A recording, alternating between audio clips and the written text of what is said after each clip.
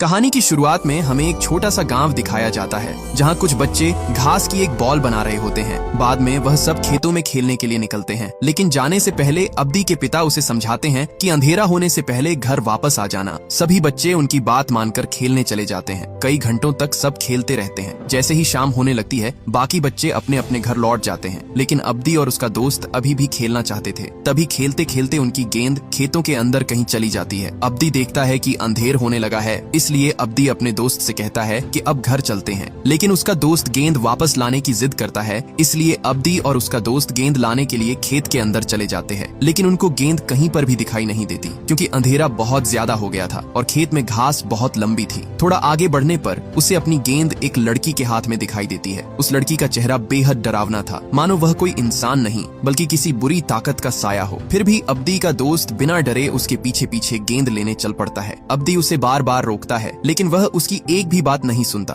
कुछ ही देर बाद अब्दी खेत से बाहर निकलता है तो उसके होश उड़ जाते हैं। वह देखता है कि वही रहस्यमयी लड़की उसके दोस्त के सिर पर पत्थर मारकर उसकी जान ले चुकी है। यह खौफनाक मंजर देखकर अब्दी घबराकर गांव की तरफ भागता है और जोर जोर से चिल्लाकर सभी लोगों को बुला लेता है। गांव वाले तुरंत अब्दी के साथ उस जगह पहुंचते हैं, लेकिन वहां उसके दोस्त का कोई निशान नहीं मिलता। काफी तलाश करने के बाद नदी के बीच एक बड़े पत्थर पर उस बच्चे की लाश पड़ी मिलती है। यह देखकर पूरे गांव में डर और दहशत फैल जाती है। मरे हुए बच्चे के पिता को यकीन हो जाता है कि उसके बेटे का कातिल अब्दी ही है, क्योंकि आखिरी बार वही उसके साथ देखा गया था। उन्हें लगता है कि अब्दी अपनी गलती छिपाने के लिए किसी रहस्यमयी लड़की की झूठी कहानी बना रहा है। गांव वाले अब्दी को सजा देने ही वाले होते हैं कि तभी गांव का एक बुजुर्ग वहां पहुंच जाता है। वह सभी को रोकते हुए कहता है कि अब्दी झूठ नहीं बोल रहा। उसके मुताबिक यह काम किसी इंसान ने नहीं बल्कि सुमाला ने किया है, और हो सकता है कि वह आज भी जिंदा हो। गांव के ज्यादातर लोग सुमाला का नाम पहली बार सुन रहे थे। तब वह बुजुर्ग उन्हें करीब 29 साल पुरानी एक डरावनी कहानी सुनाना शुरू करता है। करीब 29 साल पहले इस गांव का सबसे अमीर आदमी सूजीमान था। उसके पास दौलत और जमीन की कोई कमी नहीं थी, लेकिन उसकी कोई संतान नहीं थी। इसी वजह से उसके रिश्तेदार उसकी सारी जमीन अपने नाम करना चाहते थे, ताकि आगे चलकर पूरी संपत्ति उनके बच्चों को मिल जाए। जब सूजीमान को इस बात का पता चलता है तो वह गुस्से में घर पहुंचता है और अपनी पत्नी को धमकी देता है कि अगर 1 साल के अंदर उन्हें बच्चा नहीं हुआ तो वह दूसरी शादी कर लेगा। यह बात सुनकर उसकी पत्नी पूरी तरह टूट जाती है। तभी उसे एक ऐसी बूढ़ी औरत के बारे में पता चलता है जिसके बारे में लोग कहते थे कि वह निःसंतान औरतों को बच्चा दिला सकती है। आखिरी उम्मीद समझकर वह अपनी एक नौकरानी के साथ उस बूढ़ी औरत के पास पहुंच जाती है। वह अपनी इच्छा बताती है कि उसे हर हाल में एक बच्चा चाहिए। बूढ़ी औरत उसकी बात सुनकर कहती है कि वह उसकी मदद जरूर करेगी, लेकिन पहले उसे एक सच जानना होगा। वह बताती है कि यह सब काले जादू की मदद से होता है और इस काम में एक शैतानी ताकत उसका साथ देती है। इसके बाद बूढ़ी औरत उसे एक खौफनाक शर्त बताती है। वह कहती है कि उसके घर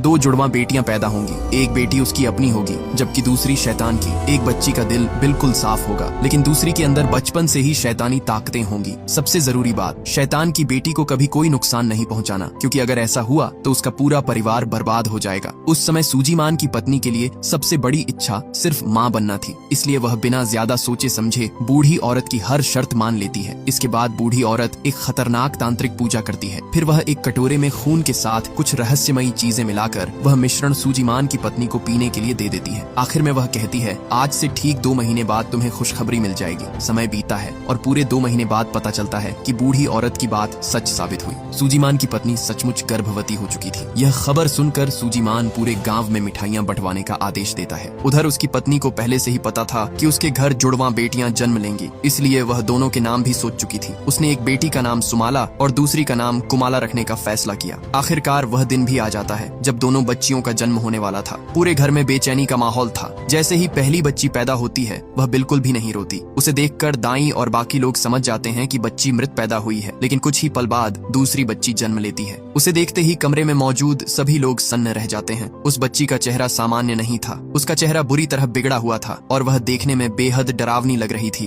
अपनी बेटी की ऐसी हालत देखकर सूजीमान का गुस्सा 7वें आसमान पर पहुंच जाता है। वह तुरंत बाहर जाकर एक चाकू उठाता है और उस नवजात बच्ची को मारने की कोशिश करता है। उसकी पत्नी उसे रोकने की पूरी कोशिश करती है, क्योंकि उसे बूढ़ी औरत की चेतावनी याद थी। उसने शैतानी ताकत से वादा किया था कि वह उस बच्ची को कभी नुकसान नहीं पहुंचाएगी, लेकिन सूजीमान इस पूरी सच्चाई से अनजान था। गुस्से में वह किसी की नहीं सुनता और उसी समय उस बच्ची की जान ले लेता है। जैसे ही वह बच्ची मरती है, उसी पल वह पहली बच्ची, जिसे सब मरा हुआ समझ रहे थे, अचानक रोने लगती है। उसे जिंदा देखकर पूरे घर में खुशी की लहर दौड़ जाती है। सूजीमान भी खुशी से पागल हो जाता है और पूरे पूरे गांव में अपनी बेटी के जन्म की खबर फैला देता है। लेकिन कुछ साल बीतने के बाद पता चलता है कि उसकी बेटी कुमाला पूरी तरह स्वस्थ नहीं है। उसके शरीर का दायां हिस्सा ठीक से काम नहीं करता। उसका हाथ और पैर दोनों कमजोर थे, जिससे उसे चलने फिरने में काफी परेशानी होती थी। तब कहानी में यह भी पता चलता है कि बचपन में सूजीमान खुद भी ऐसी ही बीमारी का शिकार था। हालांकि इलाज और थेरेपी की वजह से वह पूरी तरह ठीक हो गया था। यही सोचकर वह कुमाला का भी इलाज करवाता है, लेकिन इस बार कोई भी थेरेपी काम नहीं करती। एक दिन कुमाला घर के आंगन में साइकिल से खेल रही होती है, तभी उसकी माँ उसे ऐसा करने से मना करती है। माँ की बात सुनते ही कुमाला अचानक बहुत गुस्से में आ जाती है और अपनी माँ से बदतमीजी करने लगती है। यह देखकर सूजीमान आग बबूला हो जाता है। वह कुमाला को पकड़कर उसके कमरे में बंद कर देता है। कमरे के अंदर जाते ही कुमाला अपना सिर दीवार से जोर जोर से मारने लगती है। उसकी हरकतें बिल्कुल ऐसी थीं जैसे किसी बुरी ताकत ने उसके शरीर पर कब्जा कर लिया हो। लेकिन परिवार वाले इस बात को समझ नहीं पाते। उन्हें लगता है कि कुमाला मानसिक रूप से बीमार है। सूजीमान ऐसी बेटी को अपना नाम देने के लिए भी तैयार नहीं था, इसलिए उसने कुमाला को घर की एक अंधेरी काल कोठरी में बंद करवा दिया। समय बीतता जाता है, लेकिन कुमाला की जिंदगी नहीं बदलती। घर का कोई भी सदस्य उससे प्यार नहीं करता, यहाँ तक कि उसकी अपनी माँ भी उससे दूरी बनाए रखती है। उसे हमेशा उसी अंधेरी कोठरी में कैद करके रखा जाता था। हालांकि अंदर ही अंदर उसकी माँ को हमेशा पछतावा होता था। उसे बूढ़ी औरत की वह चेतावनी याद रहती थी कि दोनों बच्चियों के साथ बराबर का प्यार करना होगा। लेकिन एक बेटी को जन्म लेते ही मार दिया गया और दूसरी को जिंदा रहते हुए भी नफरत और कैद की जिंदगी दी जा रही थी। एक दिन मौका मिलते ही कुमाला काल कोठरी से भाग निकलती है और गांव के बाजार पहुंच जाती है। वहां खेल रहे बच्चे उसे देखते ही उसका मजाक उड़ाने लगते हैं। कोई उसके कमजोर हाथ पैर पर हंसता है, कोई उस पर गेंद फेंकता है, तो कोई उसके चेहरे पर कीचड़ लगा देता है। बेचारी कुमाला चुपचाप ये सब सहती रहती है। उसी समय सूजीमान और उसकी पत्नी भी बाजार में मौजूद थे। उन्होंने अपनी बेटी के साथ हो रही बदसलूकी अपनी आंखों से देखी, लेकिन किसी ने भी उसे बचाने की कोशिश नहीं की। घर लौटते ही सूजीमान अपने एक नौकर से कुमाला को बुलवाता है। जैसे ही वह उसके सामने आती है, सूजीमान हंटर उठाकर उसे बेरहमी से पीटना शुरू कर देता है। उसकी सिर्फ एक ही गलती थी, उसने घर से बाहर निकलने की हिम्मत की थी। जब सूजीमान वहाँ से चला जाता, तब सामा वहाँ आती है और कुमाला के घावों पर दवा लगाती। इस पूरे घर में अगर कोई कुमाला से सच में प्यार करता था, तो वह थी उसकी देखभाल करने वाली सामा है। सामा उसे चुप कराती और उसका मन बहलाने की कोशिश करती। वह जानती थी कि कुमाला को पियानो बजाना बहुत पसंद है, इसलिए वह उसे पियानो बजाने के लिए कहती है। इतना ही नहीं, उस दिन सामा ने अपने हाथों से एक खूबसूरत गुड़िया भी बनाई थी और उसे कुमाला को जन्मदिन के तोहफे के रूप में देती है। दुख की बात यह थी कि कुमाला का जन्मदिन पूरे घर में सिर्फ सामा को ही याद था। रात होते ही कुमाला सो जाती है, लेकिन आधी रात को अचानक उसकी अलमारी का दरवाजा अपने आप खुलने लगता है। वहाँ से एक रहस्यमयी आत्मा बाहर निकलती है। यह कोई और नहीं बल्कि सुमाला की आत्मा थी, वही जुड़वा बहन जिसे जन्म लेते ही उसके पिता ने मार दिया था। पहले तो कुमाला अपनी बहन की आत्मा को देखकर बुरी तरह डर जाती है, लेकिन सुमाला उसे प्यार से गले लगाकर कहती है कि उससे डरने की जरूरत नहीं है, वह उसे कोई नुकसान नहीं पहुँचाएगी क्योंकि वह उसकी अपनी बहन है। फिर सुमाला कहती है कि जिस तरह उसके पिता ने उसे पैदा होते ही मार डाला, उसी तरह अब कुमाला के साथ भी हर दिन जुल्म हो रहा है, इसीलिए अब वह उन सब लोगों से बदला लेकर रहेगी। ये कहते ही सुमाला के चेहरे पर एक डरावनी मुस्कान आ जाती है। सबसे अजीब बात ये थी कि कमरे में मौजूद शीशे में उसकी परछाई तक दिखाई नहीं दे रही थी। अगले दिन कुमाला हमेशा की तरह पियानो बजा रही होती है, लेकिन पियानो की आवाज सुनकर सूजीमान गुस्से से तिलमिला उठता है। वह गुस्से में आता है और बिना कुछ सोचे कुमाला के जोरदार थप्पड़ मार देता है। उस समय उसकी माँ भी वहीं बैठी थी, लेकिन उसने अपनी बेटी का बिल्कुल भी साथ नहीं दिया। उसने न तो सूजीमान को रोका और न ही कुमाला को बचाने की कोशिश की। उसी समय सुमाला की आत्मा कुमाला से कहती है कि अब कमजोर बनकर जीना छोड़ दो। इतना सुनते ही अचानक कुमाला के शरीर में अजीब बदलाव होने लगता है। जो लड़की ठीक से चल भी नहीं पाती थी, वह अचानक अपने पैरों पर खड़ी हो जाती है और बिल्कुल सामान्य इंसान की तरह चलने लगती है। वह सीधे अपने पिता के कमरे में पहुंचती है और मेज पर रखा एक पेन उठाकर सूजीमान के हाथ में घोंप देती है। सूजीमान पहले तो यह देखकर ही हैरान रह जाता है कि उसकी बेटी चल कैसे रही है, लेकिन अगले ही पल उस पर हमला होने से उसका गुस्सा और भी बढ़ जाता है। असल में यह सब कुमाला नहीं कर रही थी, उसके शरीर पर सुमाला की आत्मा का कब्जा था, लेकिन इसकी सजा हमेशा की तरह बेचारी कुमाला को ही मिलती है। सूजीमान उसे पूरे गांव के सामने एक लकड़ी के क्रॉस से बांध देता है और तेज धूप में घंटों तक खड़ा रहने की सजा देता है। गांव के लोग ये सब देखते रहते हैं, लेकिन कोई भी उसकी मदद करने की हिम्मत नहीं करता। अब सुमाला के अंदर बदले की आग और भी ज्यादा भड़क चुकी थी। रात को जब कुमाला को खाना खिलाने के लिए डाइनिंग टेबल पर लाया जाता है, तभी सुमाला की आत्मा एक बार फिर उसके शरीर पर कब्जा कर लेती है। इसके बाद कुमाला ऐसी अजीब और शर्मनाक हरकतें करने लगती है कि पूरा परिवार दंग रह जाता है। उसकी हरकतें देखकर उसकी माँ को बहुत गुस्सा आता है, लेकिन तभी उसकी नजर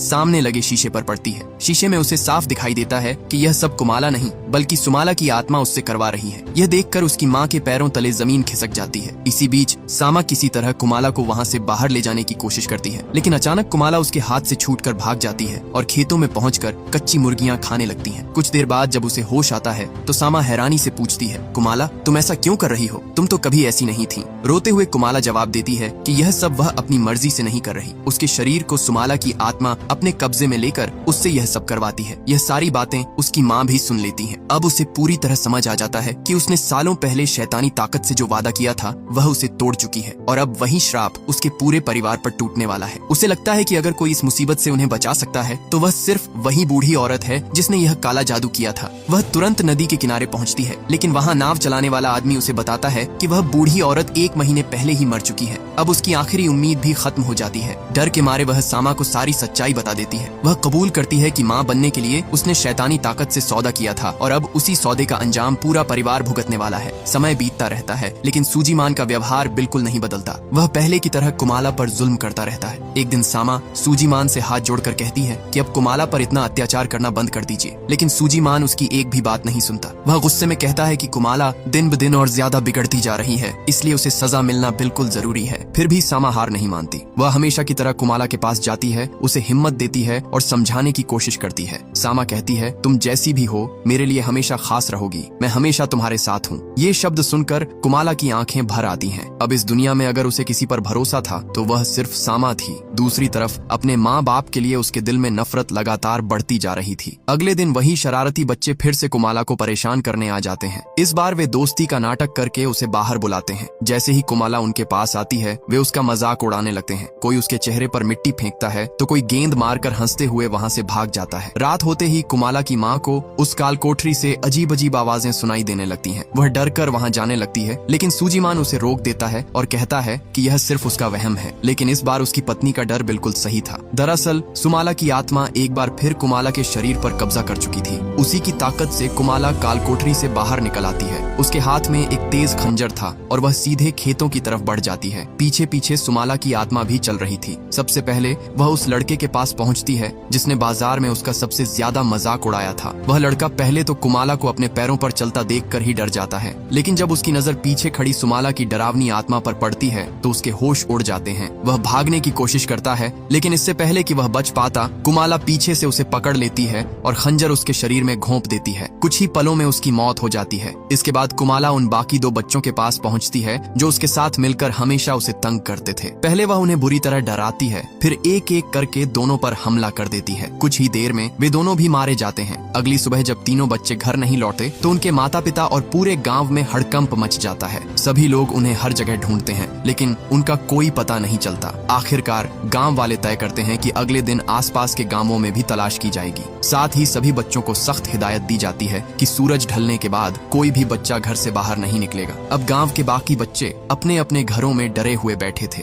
वे आपस में बात कर रहे थे कि शायद उनके दोस्त कहीं छिपे होंगे या मजाक कर रहे होंगे। तभी अचानक कुमाला वहां आती है। वह चुपचाप एक गेंद उनके सामने रखती है और फिर उसे उठाकर बाहर चली जाती है। बच्चों को लगता है कि शायद वह खेलने के लिए बुला रही है, इसलिए वे उसके पीछे पीछे बाहर निकल आते हैं। हालांकि उनमें से एक बच्चे की नजर कुमाला के हाथ में पकड़े खंजर पर पड़ती है, लेकिन वह उसकी तरफ ज्यादा ध्यान नहीं देता। जैसे ही सभी बच्चे बाहर पहुंचते हैं, सुमाला की आत्मा फिर से कुमाला पर पूरी तरह हावी हो जाती है और इसके बाद वह एक एक करके उन सभी बच्चों पर हमला कर देती है। सुबह होते ही पूरे गांव में चीख पुकार मच जाती है। गांव वालों को अलग अलग जगह बच्चों की लाशें मिलने लगती हैं। एक बच्चे की लाश कुएं के पास पत्तों के नीचे छिपी होती है। दूसरी लाश कुएं के अंदर फेंकी गई थी। जब सामा पानी निकालती है तो उसे बाल्टी में पानी की जगह खून दिखाई देता है। बाकी बच्चों की लाशें खेतों में बिखरी पड़ी थीं। सबसे डरावनी बात यह थी कि उन सभी के सिर धड़ से अलग किए जा चुके थे। उनके कटे हुए सिर एक लंबे डंडे पर इस तरह टंगे हुए थे मानो किसी ने मोतियों की माला बना दी हो। ये खौफनाक मंजर देखकर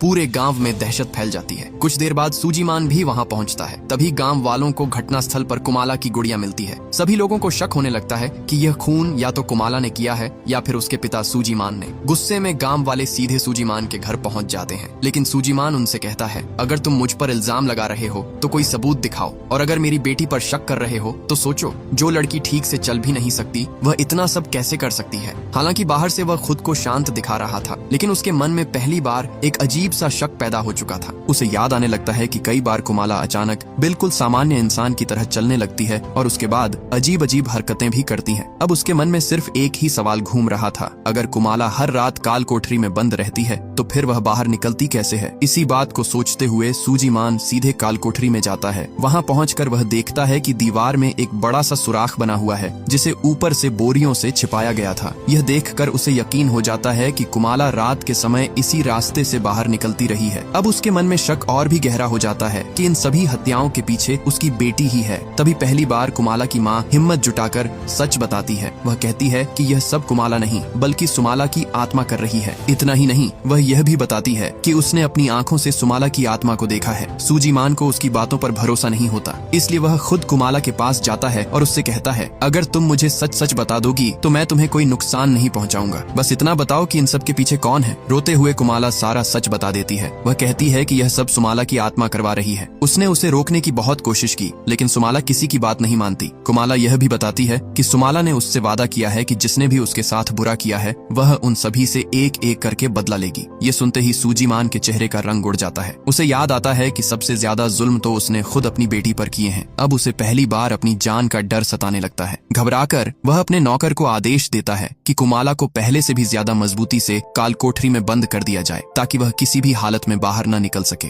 इसके बाद सूजीमान मदद के लिए एक तांत्रिक के पास पहुंचता है। तांत्रिक कुछ मंत्र पढ़ता है और ध्यान लगाकर पूरी सच्चाई जानने की कोशिश करता है। कुछ देर बाद उसे सब कुछ दिखाई देने लगता है। उसे पता चल जाता है कि सालों पहले सूजीमान की पत्नी ने संतान पाने के लिए शैतानी ताकत से सौदा किया था। वह पूरी बात सूजीमान को बता देता है। अब पहली बार सूजीमान को अपनी पत्नी का सबसे बड़ा राज पता चलता है। उसी दिन कुमाला और सुमाला का 9वां जन्मदिन भी था। शाम को सामा हमेशा की तरह कुमाला से मिलने आती है, लेकिन इस बार कुमाला उसे देखकर कहती है, आज रात मेरे पास मत आना। सुमाला ने मुझे बताया है कि रात के 12 बजे के बाद यहाँ मौजूद कोई भी इंसान जिंदा नहीं बचेगा। मैं नहीं चाहती कि आपको या आपके बेटे को कुछ हो। सामा उसकी बात को हल्के में नहीं लेती। वह तुरंत अपने बेटे को लेकर वहाँ से चली जाती है। रास्ते में उसका बेटा पूछता है कि वे अचानक सब कुछ छोड़कर क्यों जा रहे हैं, लेकिन सामा उसके किसी सवाल का जवाब नहीं देती। इधर रात में एक नौकर कुमाला के लिए खाना लेकर आता है। खाना देखकर कुमाला कहती है कि उसे ये खाना पसंद नहीं है और दूसरा खाना लाकर दिया जाए, लेकिन नौकर उसकी बात सुनने की बजाय उसे डांटने लगता है और बदतमीजी करने लगता है। तभी अचानक कुमाला जमीन पर रेंगता हुआ एक कॉकरोच उठाती है और बिना किसी डर के उसे खाने लगती है। यह खौफनाक नजारा देखकर नौकर की हालत खराब हो जाती है। दूसरी तरफ सूजीमान अभी भी तांत्रिक के पास ही था।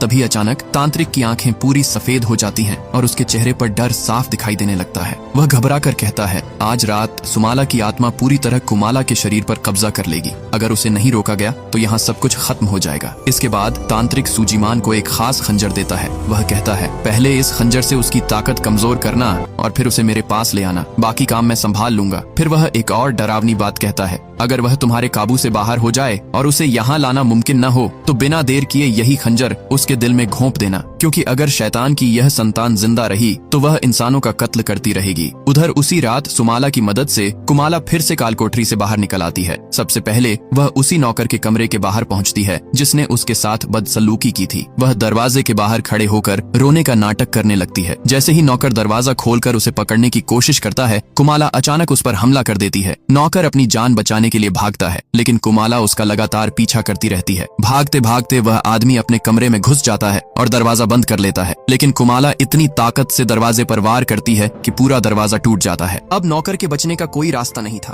कुछ ही सेकंड बाद कुमाला अपने हाथ का चाकू पूरी ताकत से उसकी तरफ फेंकती है। चाकू सीधा उसके शरीर में जाकर धंस जाता है और वह वहीं तड़पते हुए मर जाता है। इसी बीच आधी रात को पियानो की आवाज सुनकर कुमाला की माँ की नींद खुल जाती है। वह नीचे आती है तो देखती है कि कुमाला अकेली बैठी पियानो बजा रही है, लेकिन जैसे ही कुमाला की नजर अपनी माँ पर पड़ती है, वह हाथ में चाकू लेकर उसकी तरफ बढ़ने लगती है। डरी हुई माँ सामने लगे शीशे में देखती है, जहाँ साफ दिखाई देता है कि सुमाला की आत्मा ही कुमाला को अपने इशारों पर चला रही है। अब उसे अपनी सारी गलतियों का एहसास होने लगता है। वह रोते हुए सुमाला से माफी मांगने लगती है और धीरे धीरे पीछे हटती जाती है। पीछे मुड़ते ही उसकी नजर अपने मरे हुए नौकर की लाश पर पड़ती है। अब उसे पूरा यकीन हो जाता है कि अगला नंबर उसी का है। अपनी जान बचाने के लिए वह भागकर अपने कमरे में जाती है, दरवाजा अंदर से बंद कर देती है और उसके आगे भारी स्टूल लगाकर खुद को बचाने की कोशिश करती है। कुमाला लगातार दरवाजे पर खंजर से वार करती रहती है। कुछ ही देर में वह पूरी ताकत लगाकर दरवाजा तोड़ देती है और कमरे के अंदर पहुंच जाती है। अंदर पहुंचते ही कुमाला की माँ रोते हुए उससे माफी मांगने लगती है, लेकिन इस समय कुमाला के शरीर पर पूरी तरह सुमाला की आत्मा का कब्जा था। वह बिना दया दिखाए खंजर से उसकी टांग पर हमला कर देती है। दर्द से तड़पती हुई उसकी माँ समझ जाती है कि इस समय उसकी बेटी अपने होश में नहीं है, इसलिए वह सुमाला से एक आखिरी गुजारिश करती है। वह कहती है, मरने से पहले मुझे सिर्फ एक बार कुमाला से बात करने दो। कुछ पल के लिए सुमाला अपनी पकड़ ढीली कर देती है और कुमाला फिर से अपने होश में आ जाती है। अपनी बेटी को सामने देखकर उसकी माँ फूट फूट कर रोने लगती है। वह कहती है, मुझे माफ कर दो, मैंने हमेशा तुम्हें अकेला छोड़ दिया। मैं तुम्हारी रक्षा कभी नहीं कर पाई, मैं एक अच्छी माँ नहीं बन सकी। अपनी माँ की बातें सुनकर कुमाला भी रोने लगती है। वह उसे माफ करना चाहती करती थी। लेकिन तभी सुमाला की आत्मा दोबारा उसके शरीर पर कब्जा कर लेती है। इस बार वह किसी को भी नहीं छोड़ती। वह बेरहमी से हमला करती है और आखिरकार कुमाला की माँ की जान ले लेती है। कुछ देर बाद सूजीमान घर लौटता है। घर में कदम रखते ही उसकी नजर सबसे पहले अपने नौकर की लाश पर पड़ती है। फिर वह अपनी पत्नी की लाश देखकर पूरी तरह टूट जाता है। अब उसे एहसास होने लगता है कि यह सब उसकी अपनी गलतियों का नतीजा है। अगर उसने सुमाला को जन्म लेते ही नहीं मारा होता और कुमाला के साथ हमेशा नफरत से पेश न आया होता तो शायद आज यह दिन कभी नहीं आता। इन्हीं ख्यालों में डूबा हुआ वह अचानक अपने कमरे की तरफ देखता है। वहाँ एक कुर्सी अपने आप हिल रही थी। कुर्सी पर कुमाला बैठी थी, जबकि उसके पीछे सुमाला की आत्मा खड़ी मुस्कुरा रही थी। अगले ही पल सुमाला फिर से कुमाला के शरीर में समा जाती है और सीधे अपने पिता की तरफ बढ़ने लगती है। डर के मारे सूजीमान वहाँ से भागता है और पूरे गांव को जगाने के लिए ढोल बजाने लगता है। जब सभी गांव वाले इकट्ठा हो जाते हैं तो वह उन्हें अपनी पत्नी और नौकर की मौत के बारे में बताता है। सभी लोग उसके घर पहुंचते हैं और दोनों की लाश देखकर हैरान रह जाते हैं। लेकिन सूजीमान किसी को भी यह नहीं बताता कि इन हत्याओं के पीछे कुमाला का हाथ है। वह सिर्फ इतना कहता है कि कुमाला को जल्द से जल्द ढूंढना होगा, क्योंकि उसे एक तांत्रिक के पास ले जाना जरूरी है। ये सुनते ही गांव वालों को सब समझ आ जाता है। उन्हें यकीन हो जाता है कि कुमाला ने ही इन दोनों का कत्ल किया है और वही गांव के बाकी बच्चों की भी हत्यारी है। गुस्से में गांव वाले हथियार उठाकर कुमाला को मारने निकल पड़ते हैं। सूजीमान उन्हें रोकने की कोशिश करता है। वह समझाता है कि कुमाला को मारना नहीं है बल्कि जिंदा पकड़ना है, लेकिन इस बार कोई उसकी बात सुनने को तैयार नहीं था। आखिरकार सूजीमान खुद एक खंजर, रस्सी और कुछ जरूरी सामान लेकर अकेला ही कुमाला को ढूंढने निकल पड़ता है। कुछ देर बाद उसे कुमाला दिखाई भी देती है, लेकिन जैसे ही वह उसके पास पहुंचता है कुमाला जंगल की तरफ भाग जाती है। सूजीमान उसका पीछा करते हुए खेतों तक पहुंच जाता है। अचानक पीछे से कुमाला उस पर हमला कर देती है। अपनी जान बचाने के लिए सूजीमान पास पड़ा एक बड़ा पत्थर उठाकर उसके सिर पर मारता है। कुमाला बेहोश होकर जमीन पर गिर जाती है। उसके पास मौका था कि वह वहीं उसे खत्म कर दे, लेकिन इस बार उसका हाथ रुक जाता है। उसे एहसास हो चुका था कि असली दोषी कुमाला नहीं बल्कि उसकी अपनी गलतियां और सुमाला की बदले की आग थी। वह अपनी बेटी के लिए पहली बार दिल से रोने लगता है। इसके बाद वह कुमाला को एक बोरी में बांध देता है, लेकिन कुछ ही पलों बाद जब वह बोरी खोलकर देखता है तो उसके होश उड़ जाते हैं। कुमाला वहाँ से गायब हो चुकी थी। दरअसल सुमाला की आत्मा उसे फिर से आजाद कर चुकी थी। अब कुमाला दोबारा अपने पिता पर हमला करने के लिए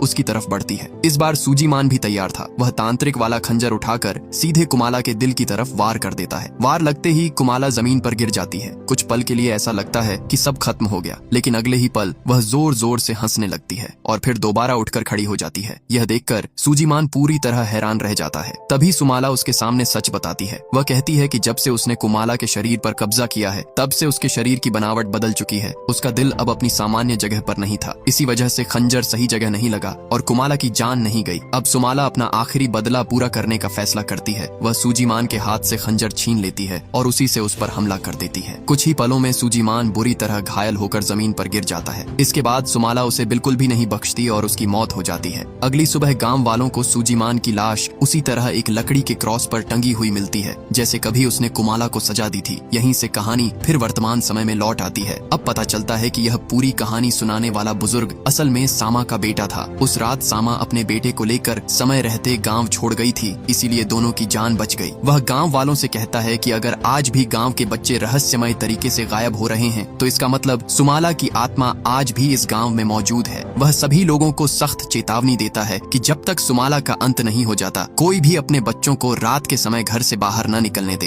उसकी बात सुनकर सभी गांव वाले अपने अपने घर लौट जाते हैं। लेकिन उसी रात फिल्म की शुरुआत में मारे गए बच्चे का पिता गुस्से में अब्दी को मारने निकल पड़ता है। उसे अब भी यकीन था कि उसके बेटे का असली कातिल अब्दी ही है। जैसे ही वह अब्दी के घर के पास पहुंचता है उसकी नजर एक डरावने मंजर पर पड़ती है। वह देखता है कि सुमाला अंधेरे में एक मरे हुए इंसान की लाश को नोच नोच कर खा रही है। यहीं पर फिल्म खत्म हो जाती है और आखिर में बताया जाता है कि यह कहानी इंडोनेशिया की एक मशहूर लोक कथा से प्रेरित है। वहाँ के कुछ इलाकों में आज भी लोग मानते हैं कि रात के समय बच्चों को अकेले बाहर नहीं भेजना चाहिए, क्योंकि वहाँ एक शैतानी आत्मा भटकती है। अगर आपको ये कहानी पसंद आई हो तो वीडियो को लाइक जरूर से कर देना और ऐसी ही कहानियाँ देखने के लिए हमारे चैनल को सब्सक्राइब करना